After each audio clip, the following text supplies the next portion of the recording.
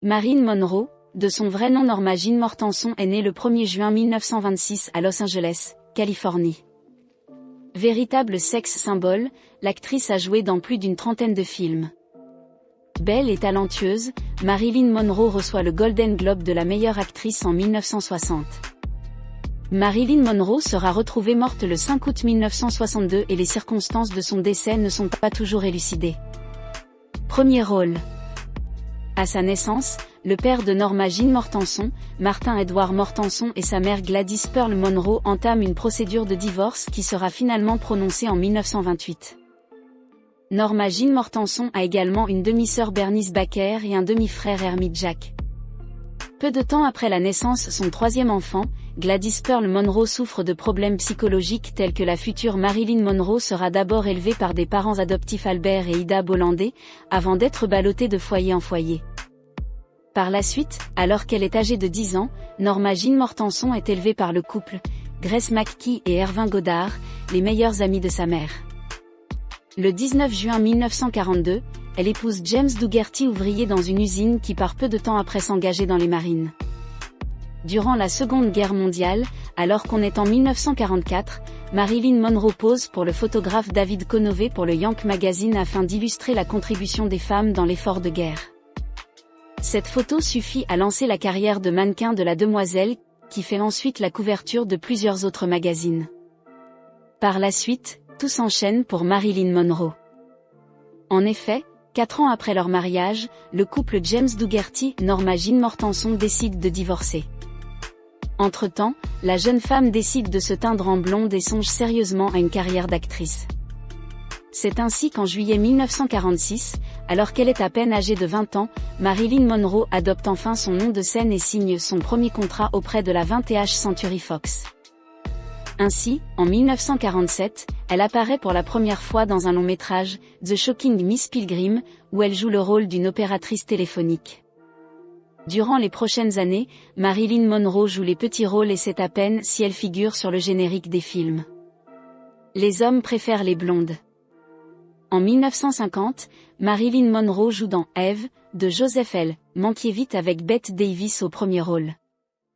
Peu de temps après, elle signe un contrat avec la 20th Century Fox d'une durée de 7 ans. Par ailleurs, en 1951, Marilyn Monroe suit des cours de littérature et d'art à l'Université de Californie Los Angeles. Suite à un scandale dévoilant des photos d'elle nue dans un calendrier, Marilyn Monroe affirme non sans une pointe de dignité qu'elle les a faites parce qu'elle était à court d'argent.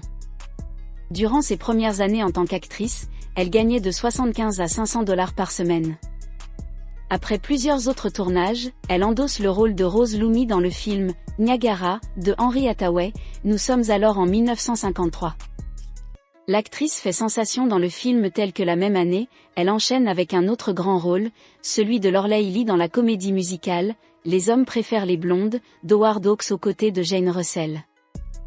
Son salaire se voit être revu à la hausse à raison de 18 000 $, ce qui est encore bas par rapport à ce que gagnait Jane Russell pour le même film, soit 400 000 $.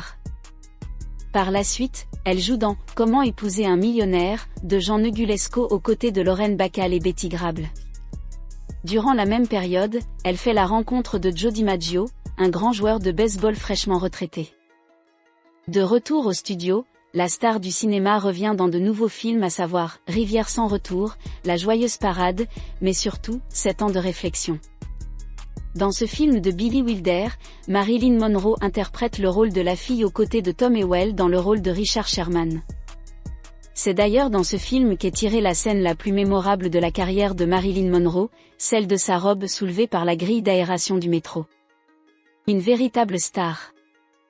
En dehors des studios, le mariage de Marilyn Monroe bat déjà de l'aile qu'en novembre 1954, le couple finit par divorcer. Quelques mois après leur séparation, l'actrice commence à fréquenter le célèbre écrivain Arthur Miller, mais c'est au bras de Joe DiMaggio qu'elle assiste à la première de 7 ans de réflexion. Ce dernier est un grand succès et apporte plus de pouvoir à Marilyn Monroe, à commencer par son salaire qui atteint la somme de 100 000 $ par film sans parler des frais divers. Par la suite, elle a une totale liberté pour jouer pour des studios autres que la 20th Century Fox. En 1956, elle tourne dans Arrêt d'autobus, de Joshua Logan où elle interprète le rôle de Chérie. Bien que ce film soit nommé dans plusieurs catégories aux Oscars, il n'en reçoit aucun. La même année, elle épouse Arthur Miller et ralentit les tournages. Ainsi, en 1959, Certains l'aiment chaud, de Billy Wilder arrive sur les écrans. Le film est favorablement accueilli par le public et est nommé dans 5 catégories aux Oscars. Dans la foulée, la jeune femme est récompensée d'un Golden Globe de la meilleure actrice. 2 ans plus tard, elle tourne dans Les Désaxés, de John Huston, un film spécialement écrit pour elle par son écrivain de mari, Arthur Miller. Elle partage également l'affiche avec Clark Gable, le dernier film de l'acteur. Malheureusement, Les Désaxés ne fait pas l'unanimité des critiques et encore moins du public. Par ailleurs, le couple Monroe et Miller finit par divorcer en janvier 1961. Après ce 3e divorce, Marilyn Monroe fait de plus en plus état de problèmes psychiatriques, suite à ses nombreuses fausses couches les années auparavant. Le 29 mai 1962, elle se rend au Madison Square Garden pour chanter « Happy Birthday to You » à l'occasion du 45e anniversaire du président John Fitzgerald Kennedy. À la suite de cet événement, l'on prête volontiers une liaison entre les deux célébrités. Le 5 août 1962, on la retrouve sans vie dans son domicile et l'on pense d'abord à un suicide en raison de la quantité de somnifères qu'elle a avalé. Par la suite, la probabilité d'un homicide a été évoquée, mais les circonstances réelles de sa mort restent toujours un mystère et finissent de la hisser au rang de légende. Elle avait 36 ans.